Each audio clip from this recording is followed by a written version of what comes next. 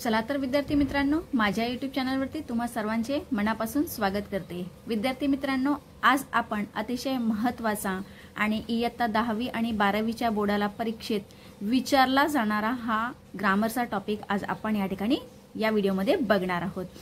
तर नवीन असेल विद्यार्थी मित्रांनो तुम्ही तर चॅनलला सबस्क्राइब नक्कीच करून घ्या। त्या विद्यार्थी मित्रांनो बघा, टॉपिकचं नाव आहे question tag.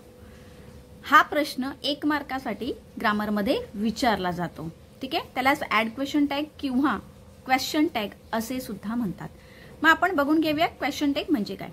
A short question at the end of an affirmative statement separated by a comma is called a question tag. बघा, मराठीमध्ये समजावून सांगते, विधानार्थी वाक्याच्या शेवटी जोडलेल्या छोट्याशा प्रश्नाला क्वेश्चन टॅग असे म्हणतात। ठीक आहे, तर आता बघा क्वेश्चन टॅग साठी काही नियम आहेत। हे नियम जर तुम्ही लक्षात ठेवले तर क्वेश्चन टॅग हा ग्रामर सोडवणे तुम्हाला अतिशय सोपं जाणार आहे। तर बघून घेऊया, पहिला नियम काय आहे। होकारार्थी वाक्याचा क्वेश्चन टॅग नकारार्थी येतो। बघा, जर तुम्हाला क्वेश्चन टॅग करताना जर प्रश्न होकारार्थी असेल तर क्वेश्चन टॅग करताना मात्र उत्तर जे आहे ते नकारार्थी मध्ये येईल। ठीक आहे, त्यानंतर नकारार्थी वाक्याचा क्वेश्चन टॅग होकारार्थी येतो। आता नकारार्थी वाक्य म्हणजे काय, तर नकारार्थी वाक्य म्हणजे ज्या वाक्यामध्ये ज्या वाक्याचा अर्थ ठीक आहे नकारात्मक होतो। ठीक आहे, नॉट, नेव्हर, नो अशी वाक्य जी असतात। ठीक आहे, वाक्यामध्ये असे शब्द जेव्हा असतील तेव्हा आपण त्याला नकारार्थी वाक्य असे म्हणतो।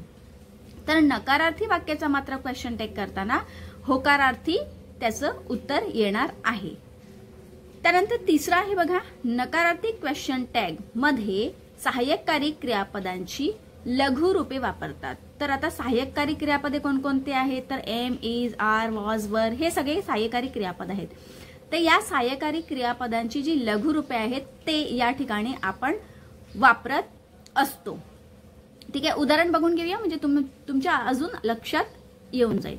तर बघा, पहिलं उदाहरण आहे। पहिलं जे उदाहरण आपण या ठिकाणी घेतलेलं आहे तर पहिला प्रश्न जो आहे तो आहे ही इज टायर्ड। बघा, या वाक्यामध्ये कुठेच नॉट, नो असा कोणताच शब्द आलेला नाहीये, म्हणजे हे जे वाक्य आहे ते होकारार्थी आहे। मग होकारार्थी वाक्याचं आपल्याला काय करावं लागणार आहे ऍड क्वेश्चन टॅग करताना, तर नकारार्थी करावं लागणार आहे। मग आता नकारार्थी कसं करायचं आहे, तर बघा नियम समजून घ्या। बघा, हे जे वाक्य आहे हे वाक्य तुम्हाला आहे तसंच पहिल्यांदा लिहून घ्यायचं। ठीक आहे, उत्तरामध्ये मग वाक्य आहे तसेच लिहून घेतले, ही इज टायर्ड। त्यानंतर स्वल्पविराम देणे हे खूप महत्वाचं आहे। त्यानंतर स्वल्पविराम द्यायचा आहे। स्वल्पविरामानंतर आपल्याला या ठिकाणी सहाय्यकारी क्रियापद आपल्याला या ठिकाणी घ्यायचे आहे। मग वाक्यामध्ये सहाय्यकारी क्रियापद कोणता आहे, ठीक आहे, टू बी स्वरूप कोणता आहे, तर सहाय्यकारी क्रियापद आहे या ठिकाणी हेल्पिंग वर्ब, त्यालाच आपण म्हणतो इज। मग या ठिकाणी इज घ्यायचं आहे। पण बघा विद्यार्थी मित्रांनो, वाक्य जे होकारार्थी आहे त्याला आपल्याला या ठिकाणी उत्तरामध्ये म्हणजे क्वेश्चन टॅग करताना नकारार्थी करायचं। मग नकारार्थी करताना काय करायचं आहे, तर इज म्हणजे सहाय्यकारी क्रियापदानंतर आपल्याला नॉटचा वापर करायचा आहे, पण त्याचा आपल्याला लघुरूप वापरायचं आहे। म्हणजे इज नॉटचा लघुरूप काय होणार आहे, इजंट होणार आहे। ठीक आहे, मग ही इज टायर्ड स्वल्पविराम आणि इजचं काय होणार आहे, इजंट होणार आहे।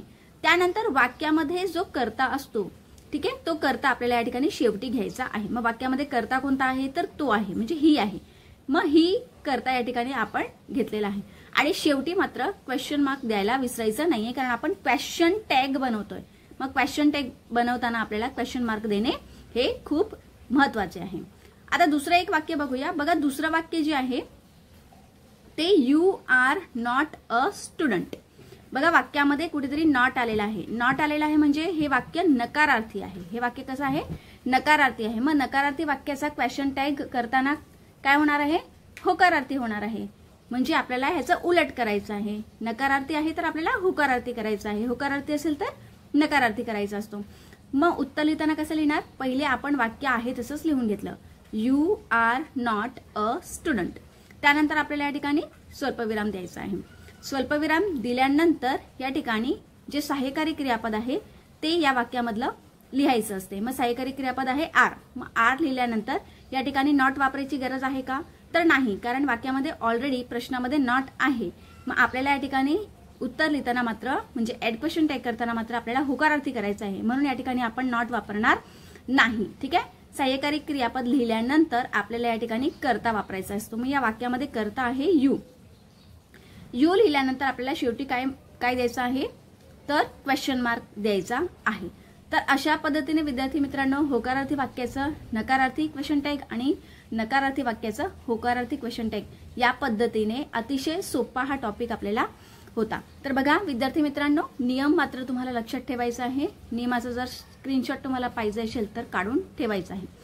ठीक आहे. तर SSC किंवा HSC बोर्डला हा प्रश्न नेहमीच विचारला जाणारा आहे क्वेश्चन टॅग.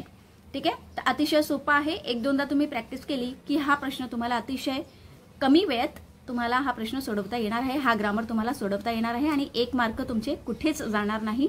तुमच्या हक्काचे मार्क या ठिकाणी तुम्हाला भेटणार आहेत.